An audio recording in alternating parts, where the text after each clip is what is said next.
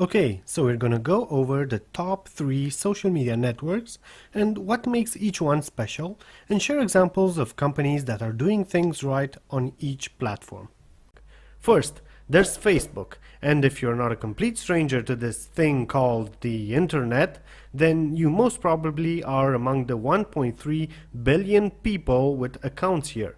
And while some might argue that Facebook likes are not as relevant as they once were, I tend to disagree. Yes, it's true that in the past, exposure received from putting out content was higher, but that's just how things evolve. The bigger the competition, the higher the cost of advertising. But Facebook has another interesting aspect to it. It's not just another channel of distribution for your content. It's a way of communication and getting feedback on your products and campaigns faster and simpler than before. People no longer need to go to your website, complete a form with 7 or 8 fields, put information that some might be reluctant to share. They just drop you a message or a comment. And speed of communication helps you take decisions faster and step up your marketing game. So here are a few brands that are doing Facebook marketing right. I'm going to mainly focus on small companies because I think success is a lot easier when you have a couple of $1 million in ad budget, and is most difficult when you're just starting out and you're not so sure of the outcome. So without any delay, let's start with the first brand, Mishka. We're talking about someone who started a business from home with only 20 products to sell initially, that in the first 6 months reached 1,000 unique buyers.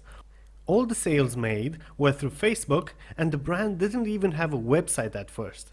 Now the page has over 100,000 likes, so Michelle Glitman is proof that if you have a good product and a will to succeed, nothing can stand in your way. You, however, have an advantage over Michelle because when you'll finish this course, you'll know all about social media campaigns and how to implement them.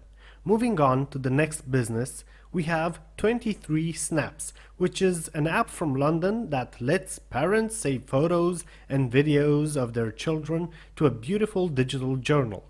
And in a world where there are millions of apps, especially photography related apps, you'd think there isn't room for one more. Well, guess what? They got 2 times growth in app users in the first month. Then they got a 30% month-on-month growth on a consistent basis. So even if your goal doesn't have anything to do with getting likes and is just about getting app downloads, using Facebook as a platform to grow your business can prove quite profitable. For our third example, we have NonaBox, a baby products company from Spain. And the reason I chose this company was because of a statement the company founder Izanami Martinez made. Quote, "Our goal is to sell, that's it. As a startup, what we really need is cash flow, and cash flow comes from sales." And this came after months of throwing money on AdWords, CPA offers, and display ads. End quote. And what they managed to achieve was satisfying to say the least. For starters, they got a conversion rate of above 5%, a customer acquisition cost between 4 and 10 euros. And all of this was possible due to Facebook's highly accurate targeting features. And not only this, but the ease of using their platform, as well as the fact that creating short and sweet posts with attention-grabbing images of babies actually generated revenue.